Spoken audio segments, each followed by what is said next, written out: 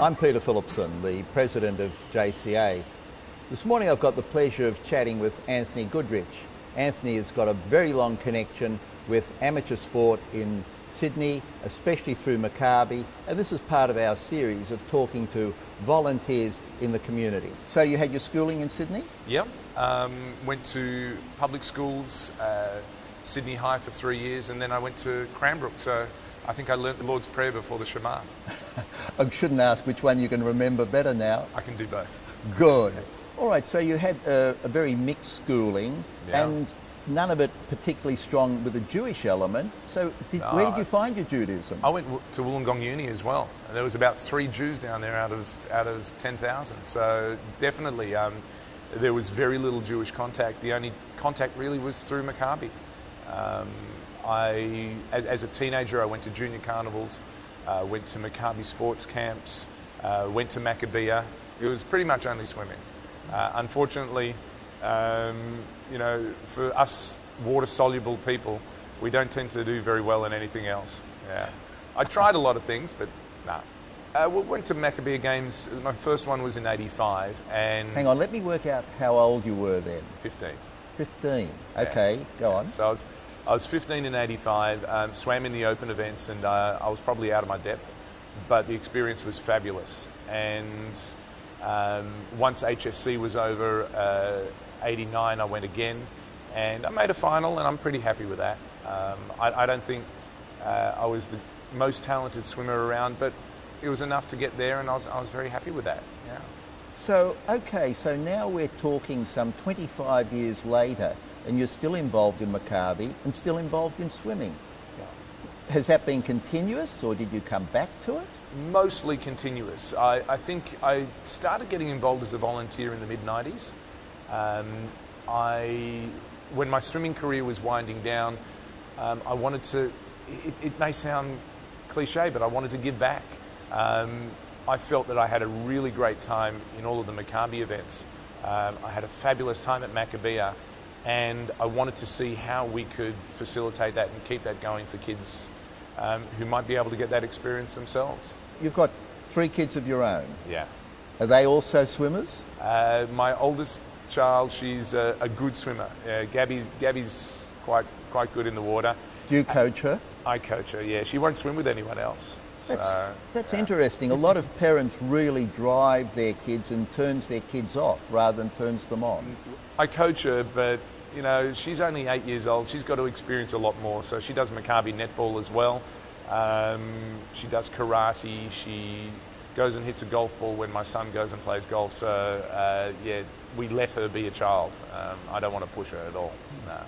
So the kids who come for swimming, what ages? Where do they start with Maccabi swimming? Maccabi swimming, we like to think it caters for anyone once they can swim.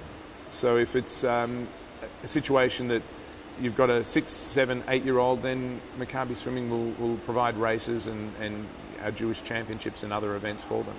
And then we go all the way up to their parents. Sometimes you'll have a 6-year-old swimming and the mum or the dad also having a swim as well, which is great. And tell me, is there some moment that you think of, wow, this is all worthwhile, the hours that you personally and all the others around you put in, that you look back and you say, that really made it worthwhile? Can I give you 10 moments? Okay, I'm starting to count. Go for it. I won't give you 10, but I'll nominate a few. First and foremost, I think top of mind was last year we had the New South Wales Jewish Championships, and we had over 160 swimmers competing. That was by far and away the most kids swimmers we've had in the water ever for that championships. And I think that was a culmination of a really good period in the club where we went out hard and tried to get every Jewish swimmer possible in the one place at the one time. We got 90% of them, and so we can always strive to get better. That's great. Okay, that's one. Can you give me some more? Yeah, sure.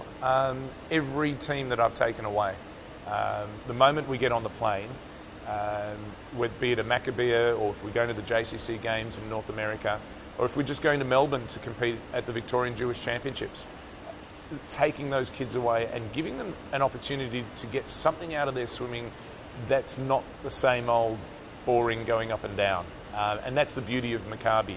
A lot of our kids, they may or may not ever get to national level, but they can compete locally, interstate, internationally amongst other Jewish kids. And that's quite powerful. I think the bonds they get from that, the memories and the friendships, and who knows, maybe a shidduch or two down the way. You know, that would be good. Anthony, when I was here yesterday, I noticed that you had your mum working here as well, and this is a family exercise. Tell me, have there been many influences on you, especially in view of your community work and your giving to community? You've hit the nail on the head. My main influences are my parents and my grandparents. They taught me to work hard. They taught me to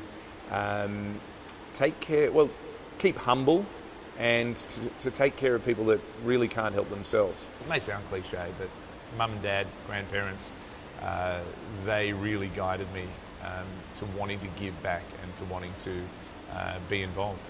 Do you feel good about it? Yeah. Good.